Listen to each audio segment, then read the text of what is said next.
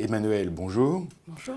Daniel, bonjour. Bonjour. Alors, première question, quel a été l'impact réel de la décision de la BCE de ramener son principal taux directeur à 0,25% sur les marchés monétaires? Et comment analysez-vous ce nouveau contexte? Alors, cette décision de baisser le taux de 0,25 est importante pour nous autres fonds monétaires, puisque nous sommes dans un environnement de taux bas depuis déjà un certain temps.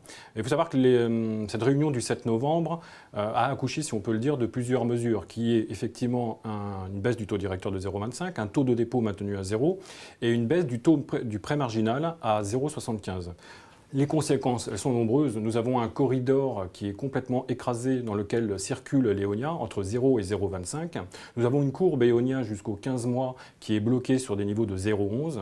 Nous avons aussi un corridor qui est asymétrique, c'est la première fois, qui tend justement à aplatir cette Eonia. Autre mesure qui a été prise par la Banque Centrale Européenne, c'est le prolongement du full allotment, c'est-à-dire cette politique accommodante. Ça a une conséquence dans le fait que nous attendions un choc de liquidité à partir de début 2015 du fait des remboursements des deux LTRO. Ce choc finalement n'aura pas lieu. La Banque Centrale Européenne a décidé donc de pourvoir à toutes les liquidités possibles pour l'ensemble du marché monétaire. Donc c'est plutôt une bonne décision en ce qui concerne vos gestions? En ce qui concerne la liquidité, c'est plutôt une bonne décision. Concernant l'évolution de l'index Eonia, c'est plutôt une décision néfaste puisqu'elle va nous prolonger cet environnement de taux bas. Alors, sur le fonds trésorerie performance ISR, vos performances, depuis le début de l'année, sont très nettement supérieures à celles de l'indice de référence. Pourquoi? Alors, c'est la conjugaison de plusieurs facteurs. Effectivement, elles sont bien supérieures, puisqu'on est de l'ordre de Eonia plus 27. Ça fait à peu près 0,32 par rapport à un Eonia capitalisé de 0,08.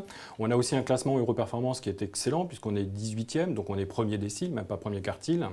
Cette performance, elle est née de la combinaison de plusieurs sources de performance, qui sont, 1, la possibilité pour ce fonds d'investir à hauteur de 50% en obligations.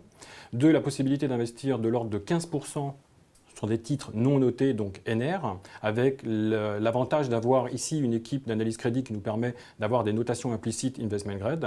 Nous avons aussi la possibilité d'investir sur des titres dits périphériques, Espagne, Italie, dans la limite de 3% par émetteur, d'une durée de vie de 1 an.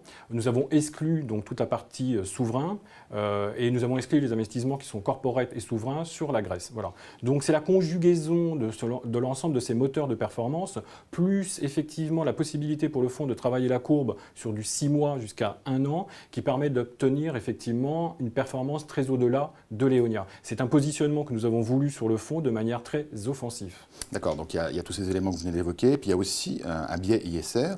Mais est-ce que le biais ISR en gestion monétaire, est-ce que c'est vraiment un plus? Alors c'est vrai que c'est une question qui revient assez régulièrement et nous considérons, nous, avec l'expérience que nous avons sur l'ISR, que c'est un plus. C'est un plus pourquoi? Parce qu'il permet déjà aux corporates de se financer sur la partie courte. Il faut savoir que lorsque vous montez un projet, il y a une partie longue de financement qui se fait à travers le marché obligataire, mais il y a aussi une partie courte de financement et nos financements à nous, à travers les certificats de dépôt, les titres de créances négociables, permet aux entreprises justement d'avoir ce va-et-vient, ce financement régulier. Donc oui, c'est un plus.